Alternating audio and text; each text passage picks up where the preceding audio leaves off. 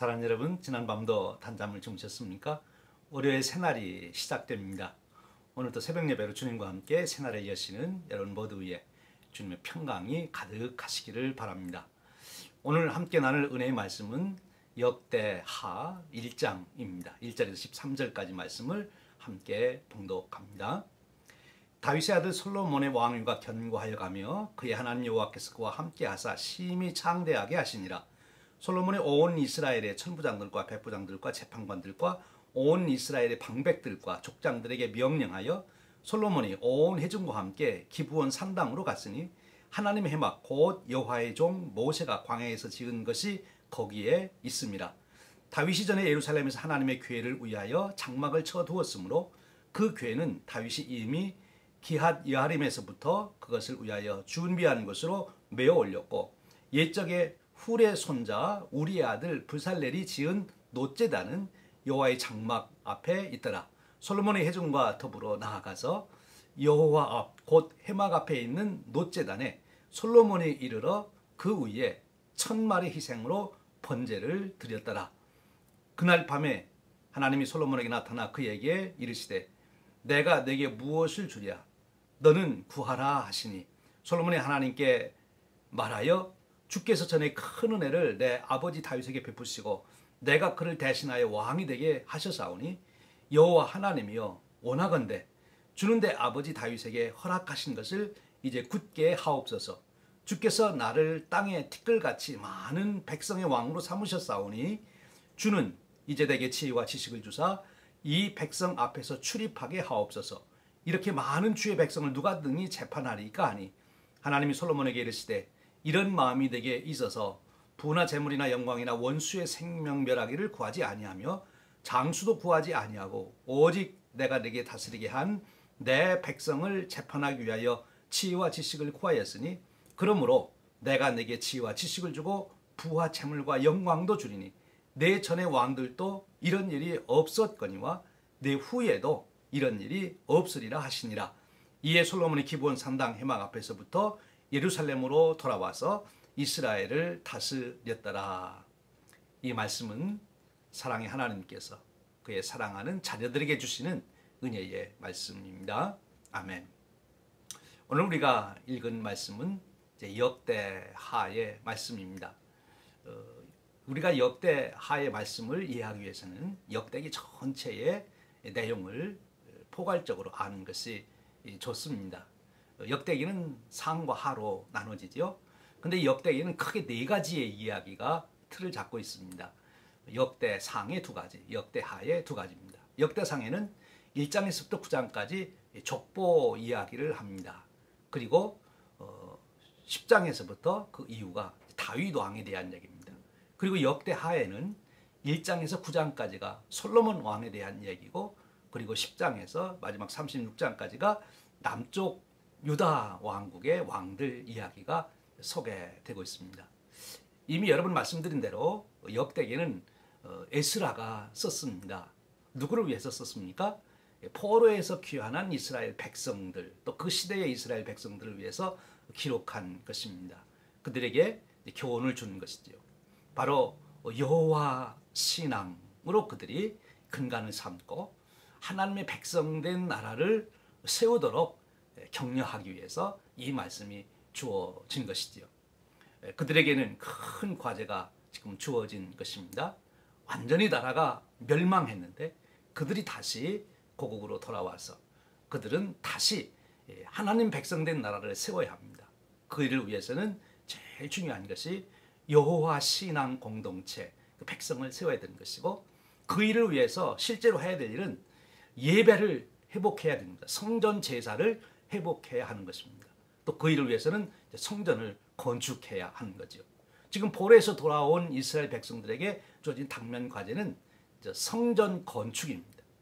더 본질적으로는 성전 예배를 회복하는 것이고, 그리고 하나님 백성된 여호와 신앙을 가지고 있는 하나님 백성을 나라를 세우는 것이 이제 궁극적인 목표가 되겠죠. 바로 이런 목적을 위해서 에스라는 지금 말씀드린 네 가지의 큰 이야기를 하고 있는 것입니다. 족보 이야기를 하고 있고, 다윗 왕 이야기, 그리고 솔로몬 이야기, 남쪽 유다 왕들의 이야기, 특별히 이 에스라는 다윗 왕과 솔로몬을 중점을 두고 지금 설명하고 있습니다.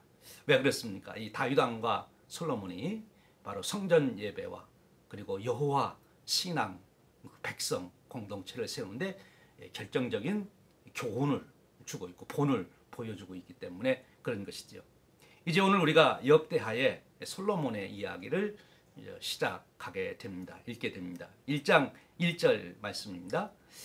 다윗의 아들 솔로몬의 왕위가 견고하여 가며 그의 하나님 여호와께서 그와 함께하사 심히 창대하게 하시니라.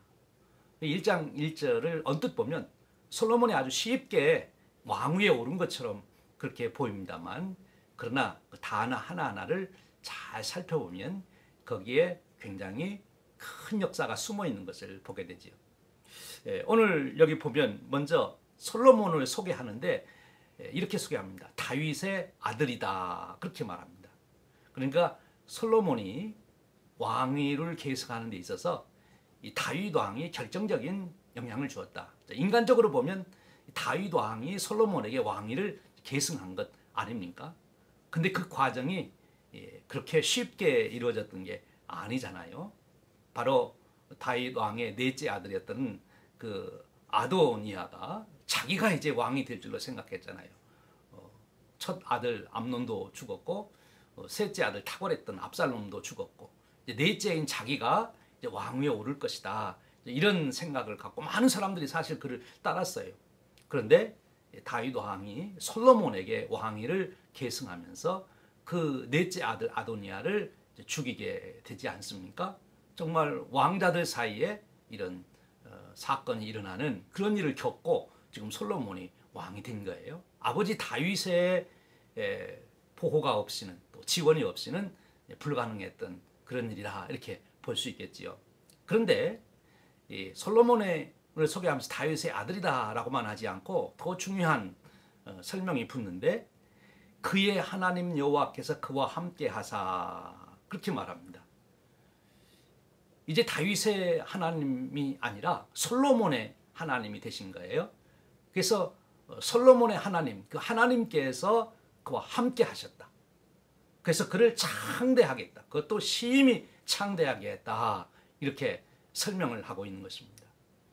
이제 외적으로는 아버지 다윗 왕을 통해서 왕위 계승을 받았지만, 본질적으로는 솔로몬이 왕위에 오르게 된 것이 바로 하나님께서 솔로몬을 왕위에 세우셨다고 하는 것입니다. 하나님의 뜻으로 그렇게 됐다는 거죠. 이제 이스라엘 백성들은 누구도 솔로몬이 왕이 된 것에 대해서 왈가왈부할 수가 없어요.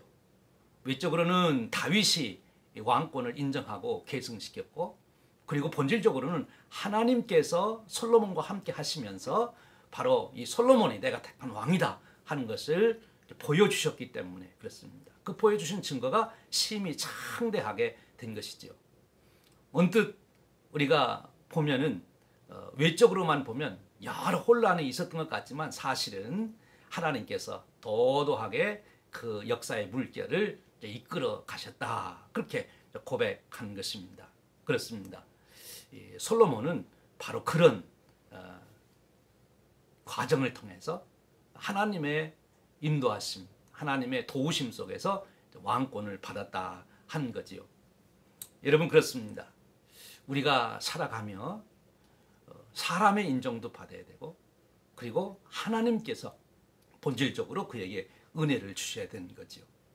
우리가 교회에서 일꾼을 세울 때도 그렇지 않습니까? 사람에게 칭찬을 받는 자를 세워라.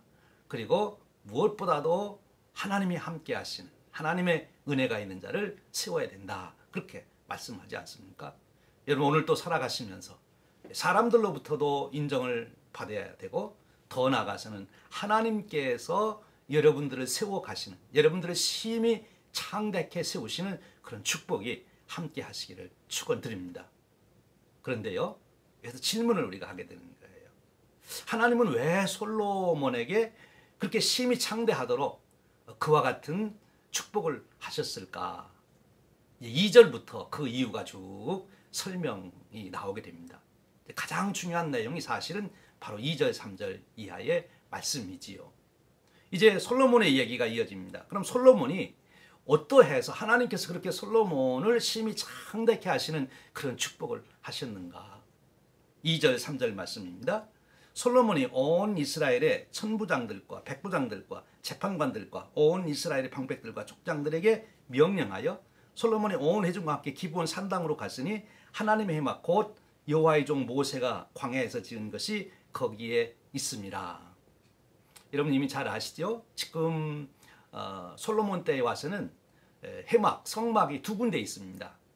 하나는 지금 솔로몬이 제사를 드리러 간 기브온에 하나가 있고, 또 하나는 이미 다윗이 다윗 성에다가 법궤를 모시기 위해서 지었던 장막이 있지 않습니까? 그래서 장막을 자기 성 안에 치고 이제 법궤를 모셔왔어요. 그러나 내려오던 그 회막은 바로 지금 기브온 산당에 있었던 것입니다. 그래서 지금 바로 이 솔로몬이 기브온 산당으로 가서 이제 제사를 드렸다 하는 것입니다. 근데 거기에 이제 놋제단이 있어서 그 놋제단에서 이제 번제를 양 1,000마리의 번제를 드리게 된 것이지요. 여러분 여기서 우리가 참 중요한 것 하나 교훈을 받게 됩니다. 솔로몬이 왕위에 올랐습니다. 즉위했습니다. 그리고 이제는 모든 것이 다 안정이 되었어요. 그 왕자들 사이에서 모든 것도 다 정리가 되고, 또 아버지의 부탁대로 요압 장군도 제거하고 시므이도 제거해서 숙정을 해서 이제는 더 이상 왕권에 도전할 그런 사람이 없습니다. 그러면 이제 솔로몬이 해야 될 일이 무엇입니까? 솔로몬의 첫 행보, 이거 참 중요한 거죠. 우리가 대통령이 어느 분이 선출이 돼서 취임을 하게 되면 그 대통령이 제일 먼저 어디에 행보를 두느냐를 많은 사람들이 관심을 가져요. 왜냐하면 그것이 그 대통령이 앞으로 펼쳐나갈 정책을 보여주는 것이기 때문에 그렇죠. 지금 솔로몬도 이제 왕위에 올라서 모든 일을 마친 후에 이제 그의 그 큰 정책을 펴는 첫 행보를 그가 하게 되는데, 그것이 바로 온 문무백관을 다 거느리고 그리고 기브온 산당으로 간 것입니다. 왜 갔습니까? 하나님께 제사 드리기 위해서 간 것이지요. 가서도 보통 형식으로 제사를 드린 게 아니죠. 1,000마리의 양을 번제로 바치면서 하나님 앞에 제사를 드리게 됩니다. 그가 마음을 당하고 정말 성심껏 하나님 앞에 제사하는 것을 보게 되지요. 바로 여러분 이 일을 통해서 지금 에스라가 포로에서 귀환한 백성들에게 들려주고자 하는 교훈이 무엇입니까? 아니, 오늘 이 말씀을 통해서 하나님께서 오늘 우리들에게 들려주고자 하시는 말씀이 무엇입니까? 솔로몬이 심히 창대하게 됐는데 그 심히 창대하게 되는 삶의 과정의 시작이, 그 기초가 어디에 있는 거면 하나님 앞에 나아가서 예배를 드렸다는 거예요. 예배가 삶의 기초가 되어야 되고 모든 일의 첫 행보가 예배가 되어야 된다는 것입니다. 사실 오늘 우리 신앙생활의 문화에도 배어 있어요. 그래서 이사 가면 예배 드리고 시작하고, 개업을 해도 예배 드리며 개업을 하고, 다 예배로 시작하는데 바로 솔로몬이 그런 하나의 실제적인 본을 보인 거죠. 지금 이스라엘 백성들이 포로에서 귀환해가지고 성전을 건축하고 하는 일들이 얼마나 귀한 일인가 하는 것을 바로 이 솔로몬의 행한 일들 속에서 그들은 확인하게 되고, 그로 인해 자긍심을 갖고 이 일에 우리가 최선을 다해야 되겠다 하는 마음을 갖죠. 예배가 중요한 것입니다. 예배로부터 모든 것이 출발돼야 된다 하는 것을 말씀해 주시고 있는 거예요. 이제 이와 같은 예배로 시작을 하게 되니 하나님께서 그 예배를 기뻐 받으십니다. 그래서 이제 7절에 가보면 뭐라고 말씀하십니까? 7절에 보면 이렇게 말씀하십니다. 그날 밤에 하나님이 솔로몬에게 나타나 그에게 이르시되 내가 네게 무엇을 주랴 너는 구하라 하시니. 솔로몬의 그 제사를 받으시고 하나님이 네가 원하는 것이 있으면 내게 구하라 그렇게 말씀합니다. 여러분 이 7절 말씀과 지금 2절에서부터 이어진 솔로몬의 제사를 잘 연결시켜야 되는 거예요. 우리가 하나님 앞에 무엇을 구하기 전에 또 어떤 일을 우리가 시도하기 전에 먼저 예배의 자세가 바로 되어 있어야 된다는 거죠. 그 예배가 바로 되어지면 하나님께서 솔로몬에게 너는 내게 구하라. 네가 무엇을 구하라. 내가 그것을 주겠다. 그렇게 하나님께서 허락하시는 거예요. 여러분, 우리가 이 순서를 잘 기억하시길 바랍니다. 예배를 잘 드리면 하나님께서 기도의 응답은 자동으로 주신다. 예배를 통해서 우리가 하나님과의 관계가 회복되고 하나님 앞에 바른 자세를 갖게 될 때 하나님은 기쁨으로 우리를 받아주신다 하는 거예요. 이제 보십시오. 하나님이 솔로몬이 하나님을 향한 진심을 알게 되니까 하나님께서 무엇이든지 구하라 그러지 않습니까? 그런데 솔로몬이 구하는 것이 또 하나님을 감동시켜요. 하나님이 솔로몬이 기도 제목 내놓는 것을 보고 너무 감동을 받으시는 거예요. 그 내용이 무엇입니까? 하나님께서 저를 이와 같이 왕으로 세우시고 이렇게 많은 하나님의 백성들, 자기 백성이 아니에요. 하나님의 백성들을 자기에게 맡겨주셨으니 자기가 어떻게 그 많은 사람들을 올바로 재판하겠습니까? 제게 재판할 수 있는 지혜를 주십시오. 이 이야기를 듣고 하나님이 너무 감동이 됐어요. 어떻게 내가 내 장수나 부귀영화나 내 원수를 멸해달라고 하지 않고 내가 내 사명을 놓고 기도하느냐. 이건 바로 이것입니다. 우리가 하나님 앞에 나가서 기도할 때 제일 첫 번째 기도 제목이 무엇이 되어야 되는가 하면 사명을 위해서 기도해야 됩니다. 여러분, 사실 곰곰이 생각해 보면 우리가 존귀한 삶을 산다, 정말 위대한 삶을 산다는 게 무엇입니까? 사명을 이루는 것 아니겠어요? 하나님도 그것을 기뻐하시거든요. 그러니까 우리가 사명을 놓고 열심히 기도하면 하나님께서 그 다른 것은 다 채워주시는 거예요. 너희는 먼저 그의 나라와 그의 의를 구하라 하신 말씀이 그 뜻 아닙니까? 사랑하는 여러분, 오늘도 우리가 정말 하나님 우리에게 하루를 주셨는데 하나님이 원하시는 또 하나님 내게 주신 사명을 이루기 위해서 오늘 내가 최선을 다한다면 하나님은 내게 필요한 모든 것은 다 덤으로 넉넉하게 채워주신다고 하는 거예요. 이 놀라운 비밀, 이 원리가 이 솔로몬의 이 행위가 저와 여러분의 교훈이 되고 본이 될 수 있기를 바랍니다. 이제 포로에서 귀환한 백성들이 이 이야기를 들으면서 얼마나 감동이 되고 그리고 그들이 지금 해야 될 성전 건축의 사명과 여호와 신앙으로 되어져 있는 백성이 되어서 하나님 백성된 나라를 세운다는 것에 얼마나 이제 중점을 두고 초점을 맞추겠습니까? 오늘 저와 여러분의 삶에도 이 은혜와 진리는 변함이 없는 줄로 믿습니다. 사랑하는 여러분, 오늘도 우리가 예배의 성공자가 되어서 우리의 기도가 하나님 앞에 상달이 되고 하나님께서 우리의 모든 것을 채우시고 함께 하시는, 창대케 하시는 그런 복된 인생, 참 아름답고 영광스러운 그런 인생이 바로 저와 여러분의 인생 되시기를 주님의 이름으로 축원드립니다. 기도하겠습니다. 하나님 아버지, 감사합니다. 오늘 또 새날을 저희들에게 주시되 솔로몬의 이야기를 통해서 우리를 다시 한번 깨우쳐 주시고 하나님 앞에 축복을 받으며 영광된 삶을 살며 주신 사명 감당하여 위대한 인생을 살아가는 길을 보여주시니 감사합니다. 하나님, 오늘 또 이 주신 말씀을 따라 온종일 저희들이 살아가게 하시고 우리의 남은 인생을 이 말씀의 원리를 쫓아 살아가는 복된 인생 되도록 축복해 주시옵소서. 오늘 또 코비드-19 팬데믹으로 어려움을 겪는 모든 성도님들 지켜주시고 또 온 세상을 속히 이 고난에서 구원해 주시옵소서. 오늘 또 주님 저희와 동행하시며 영광 받으시고 원하시는 일을 이루어 주시옵소서. 우리 주님 예수 그리스도 이름으로 기도하옵나이다. 아멘.